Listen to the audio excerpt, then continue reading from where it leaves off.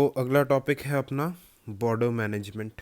Internal security का one of the most important aspect border management की बात हमें करनी है ना। तो ये मैप में मैं आपको प्रॉपरली समझाऊंगा कि कहाँ पे कौन से मतलब कहाँ पे किस तरीके के बॉर्डर्स हैं और उनके मैनेजमेंट में कौन कौन सी फोर्सेस इन्वॉल्व वगैरह रहती है, किसकी क्या रिस्पॉन्सिबिलिटी है।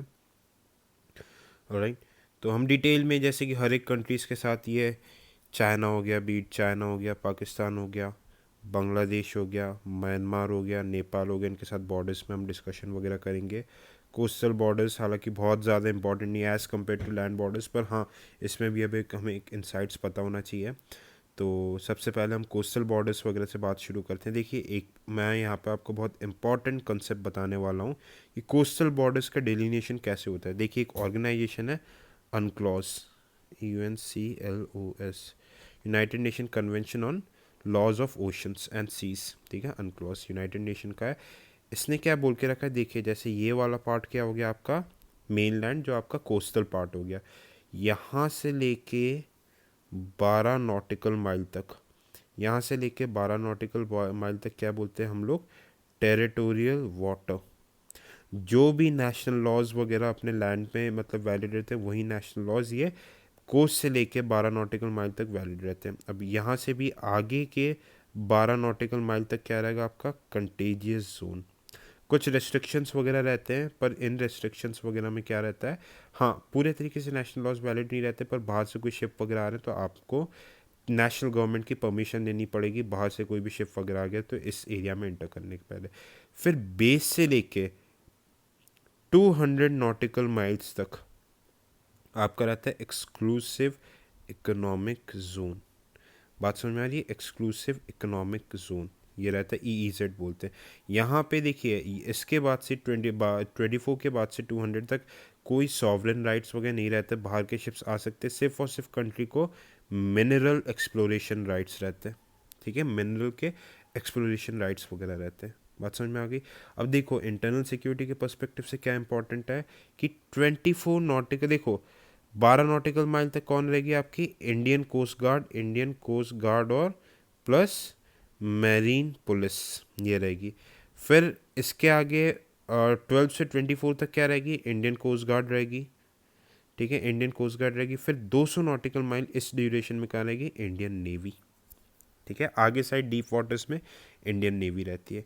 इंडियन कोस्ट गार्ड हालांकि मिनिस्ट्री ऑफ होम अफेयर्स के अंदर आता था, पर अभी इसको recently paramilitary, actual paramilitary force Indian Coast Guard, paramilitary का डेजिग्नेशन देके इसको मिनिस्ट्री ऑफ डिफेंस में शिफ्ट कर दिया गया इंडियन कोस्ट गार्ड। ठीक है, हमारा जो आपका कोस्टल एरिया है अप्रॉक्सीमेटली 7,500 किलोमीटर्स का है, और ये one of the most vulnerable region है। क्यों, जो मुंबई अटैक हुआ था तो उसमें 2008 में कोस्टल रीजन से ही लोग भाग वगैरह आए थे। हालांकि मरीन बॉर्डर वगैरह के ऊपर हम एक सेपरेट लेक्चर में डील करेंगे। बॉर्डर मैनेजमेंट में जनरली हम लैंड बॉर्डर्स, जाकि 90% क्वेश्चन आपके लैंड बॉर्डर्स आएंगे, उसी के ऊपर डील करना है। ठीक है, तो हम यहाँ पे देखते हैं, देखो ये इंडिया पाकिस्तान की बॉर्डर गांधीनगर से शुरू होती है राजस्थान। यहाँ पे जनरली कौन सा रहता है, इसको हम क्या बोलते हैं, रेड इंटरनेशनल, IB बोलते हैं इंटरनेशनल बॉर्डर। और यहाँ से जम्मू एंड कश्मीर वाले को क्या बोलते हैं, रेड क्लिफ लाइन। यहाँ पे कौन गार्ड करता है, Border Security Force, Ministry of Home Affairs. ठीक है, Border Security Force largest border guarding force of the world है ना। अब यहाँ से क्या रहता है, देखो ये नया मैप है, यहाँ से लेके पाकिस्तान ऑक्यूपाइड वाला, यहाँ पे देखो पाकिस्तान ऑक्यूपाइड वाला कश्मीर, ये है आपका LOC, लाइन ऑफ कंट्रोल। यहाँ पे मेनली कौन रहता है, BSF प्लस आर्मी। ठीक है, BSF और आर्मी दोनों रहते हैं इस वाले LOC वाले एरिया में। ठीक है, अभी यहाँ से कहीं से आपका बॉर्डर शुरू हो जाता है, ये वाला बॉर्डर है चाइना के साथ। इधर से लेके ये वाला जो बॉर्डर मैंने बनाया है लद्दाख से लेके नुब्रा वैली के, मतलब ये थोड़ा सा हिमाचल प्रदेश के ऊपर तक, ये है आपका LAC, line of actual control, actual ground position line वगैरह भी है। ठीक है, इस वाले एरिया में LOC इंडिया को मानते हैं, और ADG-PLB वगैरह भी है। यह हालांकि आपका डिटेल में आपके इंटरनेशनल रिलेशंस वगैरह में, इंडो पाकिस्तान वगैरह में मैपिंग वगैरह बताए जाएंगे। ठीक है, ऐसा है जो यहाँ पे देखो, यहाँ पे क्या है आपका सियाचिन, मतलब है सियाचिन वर्ल्ड का हाईएस्ट बैटल फील्ड है।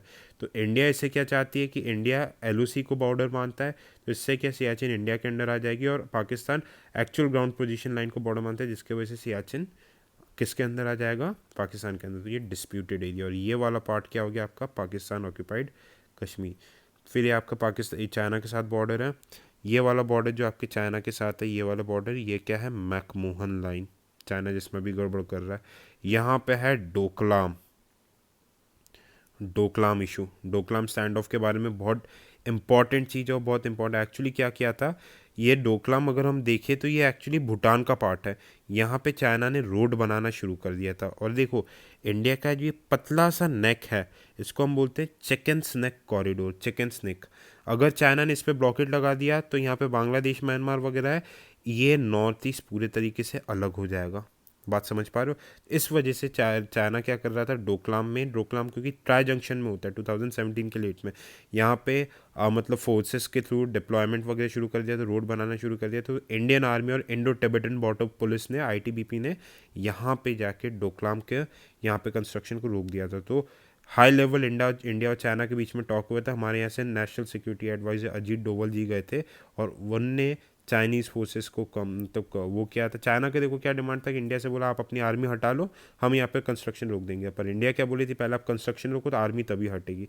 तो चाइना ने इंडिया की तब बात मांगी थी। This was Doklam issue was considered as the one of the biggest diplomatic victory of India over China. ठीक है, तो यहाँ पे जनरली इंडो चाइना बॉर्डर पे कौन रहता है, ITBP, Indo Tibetan border police. Indo Nepal border पे कौन रहता है, एसएसबी। फोर्सेस के बारे में देखो जो हमने पहले पढ़ा था, अब काम आ रहे हैं, सशस्त्र सीमा बल। इंडो बांग्लादेश में कौन रहता है, बॉर्डर सिक्योरिटी फोर्स। ठीक है, अब इंडो म्यांमार बॉर्डर पे कौन रहता है, इंडो म्यांमार बॉर्डर पे रहेगा असम राइफल्स, वर्ल्ड की ओल्डेस्ट पैरामिलिट्री। पैरामिलिट्री में मैंने क्या बताया था कि सिर्फ दो ही फोर्सेस आती है, Assam Rifles and Indian Coast Guard. बाकी ये सब जो बीएसएफ, एसएसबी, ये सब हमने सेंट्रल आर्म पुलिस फोर्सेस में आती है। बात समझ में आया? ठीक है, तो ये था आपका introduction about border management of India. आगे की बात करते हैं। नेक्स्ट टॉपिक बड़ा ही इंटरेस्टिंग टॉपिक है अपना, इंडो चाइना। अब देखो इंडो चाइना के बीच में क्या क्या इश्यूज़ वगैरह है। अक्साई चिन, जम्मू कश्मीर वाला रीजन, इश्यूज़ की बात करेंगे हम, बॉर्डर डिस्प्यूट की। जम्मू कश्मीर वाला रीजन, अक्साई चिन, अरुणाचल प्रदेश, डोकलाम जिसके बारे में बात की है। अब देखो यहाँ पे एक्चुअल जो अगर मेंस में क्वेश्चन वगैरह आते हैं तो इंडो चाइना के बॉर्डर में एक्चुअली में दिक्कत है क्या। अगर मैं दिक्कत वगैरह की बात करूँ तो चाइना के साइड से चाइनीज़ इलेक्ट्रॉनिक्स इन सब के वगैरह की लार्ज स्मगलिंग वगैरह होती है, कंज्यूमर गुड्स वगैरह आते हैं। ठीक है, तो बॉर्डर ट्रेड में इलीगल इलेक्ट्रॉनिक गुड्स के स्मगलिंग वगैरह चाइना के बॉर्डर वगैरह से बहुत होता है। ठीक है, अब देखो सब सेकंड दिक्कत क्या है कि इतना डिफिकल्ट हिमालयन टेरिटरी की यहाँ पे इंफ्रास्ट्रक्चर बनाना बहुत ज़्यादा डिफिकल्ट रहता है। आर्मी और आईटीबीपी रहती है तो इंफ्रास्ट्रक्चर बनाना बहुत ज़्यादा डिफिकल्ट रहता है इस चीज़ में। अब देखो चाइना क्या करते हैं, इसी का फ़ायदा उठा के इंडिया की ये मतलब लूज पॉइंट है, तो इस वजह से रोड, रेलवेज, इंफ्रास्ट्रक्चर वगैरह बहुत कुछ क्रिएट करता रहता है ताकि इंडिया पे सर्विलेंस रखा जाए। इसी चीज़ को सॉल्व करने के लिए अभी इंडो चाइना बॉर्डर पे थ्रेटर कमांड बनाया जा रहा है, आर्मी, नेवी, एयरफोर्स का, under the guidance of chief of defence staff, जो नया वाला जो पोस्ट वगैरह बनाया गया है ना। थ्रेटर कमांड बनाया जा रहा है, और ये थ्रेटर कमांड चाइना के बहुत पहले से इंडिया के बॉर्डर पे है। ठीक है, अब देखो एक और सबसे बड़ी दिक्कत क्या है कि हमारे यहाँ पे इंडो चाइना बॉर्डर पे मल्टीपल फोर्सेस हैं, इनके इसमें क्या बोलते हैं, कोऑर्डिनेशन नहीं रहता। जैसे कि देखो आईटीबीपी में कई जगह असम राइफल्स भी रहती है, कई जगह एसएफएफ स्पेशल फ्रंटियर फोर्स भी रहती है, कई जगह आर्मी भी रहती है एलएसी में। तो इन चारों के बीच में कभी कभार कोऑर्डिनेशन नहीं जम पाता। पर अगर आप चाइनीज़ साइड से देखो तो भाई इनका सिंगल चाइनीज़ बॉर्डर फोर्स है। तो ये बोला जाता है कि भाई एक ही फोर्स, या तो आईटीबीपी रखो या तो आर्मी रखो, है इस तरीके से पूरा बोला जाता है कि है ना, सिंगल फोर्स होना चाहिए। अगला इशू क्या है चाइना बॉर्डर के साइड से, देखो ब्रह्मपुत्र रिवर चाइना से होते हुए आती है, तो चाइना क्या करता है, डैम बना देता है, तो इंडिया में प्रॉपर तरीके से पानी आ ही नहीं पाता। बात समझ पा रहे हो? ठीक है, अगला और इशू क्या हो जाएगा कि चाइना इस रूट से काउंटर फीट करेंसी, नकली करेंसी इंडियन मार्केट में छोड़ता है बहुत, ताकि इंडिया की इकोनॉमी कोलैप्स हो जाए। ठीक है। फिर ये फंडिंग करता है, किस वे में फंडिंग करता है, हमारे नक्सल एक्टिविटीज़, माओइस्ट आइडियोलॉजी को, ठीक है। और साथ ही साथ जो नॉर्थ ईस्ट वगैरह में हम अगले टॉपिक में पढ़ेंगे, नॉर्थ ईस्ट में इंसर्जेंसी, नॉर्थ ईस्ट में जो इंसर्जेंसी हो रही है, चाइना से भाई स्पेशल पैसा मिलता है, हथियार मिलते हैं। तो ये इतने बड़े डिफ़िकल्ट टेरियन बॉर्डर्स के चाइना के साथ बहुत ज़्यादा दिक्कतें हैं ये इंडो चाइना बॉर्डर की। अब देखो भारत सरकार ने क्या क्या इनिशिएटिव्स लिए इन चीज़ को सॉल्व करने के लिए, अगर हम डिटेल में देखें। सबसे पहले इंडिया क्या कर रही है, इंफ्रास्ट्रक्चर वगैरह बना रही है। जैसे आप देखोगे धोला सदिया ब्रिज अभी असम के ऊपर, ब्रह्मपुत्र के ऊपर बनाया गया, अरुणाचल प्रदेश में बनाया गया, ठीक है। इसमें क्या हो जाएगा कि ट्रूप्स का फटाफट मूवमेंट हो सके वहाँ पे, ठीक है, ट्रूप्स का बहुत फास्ट तरीके से मूवमेंट हो सके, ठीक है। अब देखो इसमें क्या हो रहा है, इंडिया के पास हालांकि पैसे नहीं है, तो इंडिया क्या कर रही है, जापान की मदद लग रही है ताकि नॉर्थ ईस्ट में हम क्या कर सके, इंफ्रास्ट्रक्चर बना सके चाइना के उसको वो करने के लिए, ठीक है। अब देखो अब क्या है कि आर्मी के जो इंफ्रास्ट्रक्चर प्रोजेक्ट्स है इंडिया में, क्या है कि इंफ्रास्ट्रक्चर वगैरह बनाने में दिक्कत होती है। जो LAC line of actual control है, वहाँ पे पहले अगर आप कुछ इंफ्रास्ट्रक्चर बना रहे हो तो green environmental clearance, environment impact assessment वगैरह होता है। तो आर्मी को 100 किलोमीटर्स पे फ्री एरिया दे दिया कि भाई आप तो जंगल काटो और यहाँ पे इंफ्रास्ट्रक्चर बनाओ, क्योंकि नेशनल सिक्योरिटी भी एनवायरमेंट के साथ साथ बहुत ज़्यादा ज़रूरी है। अब देखो अगर एक हमारे यहाँ पे जो सिविल ऑर्गेनाइजेशन कौन सी, रोड कंस्ट्रक्शन की, NHAI, National Highway Authority of India, इससे अलग ही एक ऑर्गेनाइजेशन बनाया गया, Border Road Organisation, Ministry of Defence के अंदर आते हैं। इसको अलग से रिसोर्सेज दिए जाते हैं कि जाकि इनको एक्सपर्ट इंसानों को रखे जाएं यहाँ पे, और फास्ट प्रोसेस में बहुत तेज़ी से यहाँ बॉर्डर्स में रोड वगैरह बनाया जाए, और इनको पूरी फाइनेंशियल पावर्स वगैरह दे दी जाती है as compared to NHAI। Recently आप देखोगे चाइना के साथ एग्रेशन वगैरह हो रहा है, तो ITBP के 2 कमांड बनाए जा रहे हैं, 2 कमांड LAC के पास बनाए जा रहे हैं, LAC के पास, ताकि हमारी फोर्सेस वगैरह को और ज़्यादा टीथ वगैरह मिले, है ना। फिर चाइना के साथ ये बहुत लेवल NSA लेवल टॉक्स भी हो रहे हैं, एमिकेबल वे में बॉर्डर डिस्प्यूट वगैरह को भी सॉल्व करने की कोशिश वगैरह की जा रही है। तो ये सारे प्रोसेस वगैरह ऑलरेडी चल रहे हैं चाइना के साथ। एक और सबसे बड़े मतलब इशू क्या है, चाइना का OBOR, one belt one road project वगैरह जो है, ये क्या करता है, हमारे गिलगिट बाल्टिस्तान वाले, पाकिस्तान वाले रीजन से, जो POK वाला रीजन है, पाकिस्तान ऑक्यूपाइड कश्मीर, वहाँ से पास हो जाते विदाउट इंडिया की परमिशन लिए। तो ऑब्वियसली चाइना क्या शो करता है कि हाँ पाकिस्तान ऑक्यूपाइड कश्मीर पाकिस्तान का ही पार्ट है। बात समझ में आ रही है। तो इससे इंडिया के सॉवरेनिटी पे चैलेंज आ रही है। तो ये कुछ कुछ स्टेप्स वगैरह है जो आप अपने आंसर्स में यूज़ कर सकते हैं, जिसके इनिशिएटिव्स वगैरह लिए जा रहे हैं, ताकि बहुत अच्छे से एमिकेबल वे में बॉर्डर डिस्प्यूट्स इंडो चाइना के इशू को टैकल किया जा सके। कल हम कंटिन्यू करेंगे इंडिया पाकिस्तान से। Thank you so much.